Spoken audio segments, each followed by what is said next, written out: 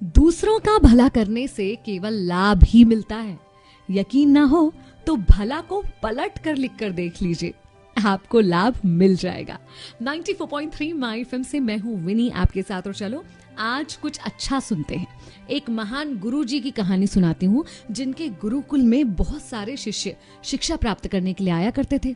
राजा महाराजाओं के बच्चों से लेकर साधारण लोगों के बच्चों तक हर कोई गुरुकुल में आता था शिक्षा प्राप्त करने के लिए, एक अच्छा इंसान बनने के लिए।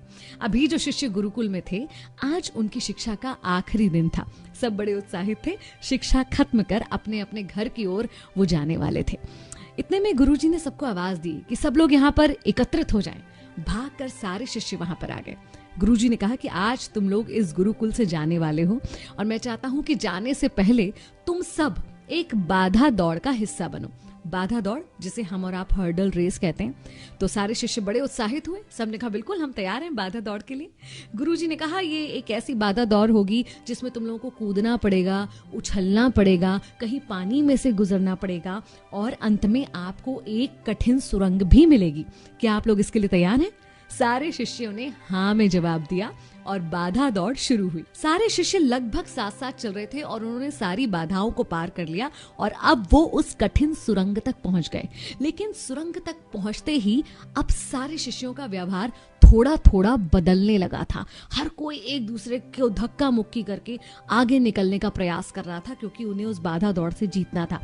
वो सुरंग काफी अंधेरी थी, उसमें पानी भी बह रहा था, और जगह जगह ऐसे नुकीले पत्थर पड़े हुए थे जिनसे पैरों को काफी गहरी चोट लग सकती थी। बाधा दौड़ खत्म करके जब शिष्य गुरुजी के पास पहुंचे तो गुरुजी ने कहा कि तुम में से कुछ लोग तो बहुत जल्दी आ गए, लेकिन कुछ लोगों को बहुत ज्यादा समय लगा, ऐसा क्यों हुआ? तब एक शिष्य ने उत्तर दिया कि गुरुजी, सुरंग तक तो सब कुछ ठीक था, लेकिन जैसे ही हम सुरंग में पहुंचे तो एक दूसरे से आगे निकलने की होड़ लग गई, और वहां जाकर हर कोई अलग अलग व्यवहार करने लगा। कोई एक दूसरे को धक्का देकर आगे निकल रहा था, कोई बचते बचाते धीरे धीरे आगे निकल रहा था, तो कोई सुरंग में पड़े हुए पत्थरों को अपनी जेब में रख रहा था, जिससे उसके पीछे आने वाले के पैर में वो पत्थर ना चुभे।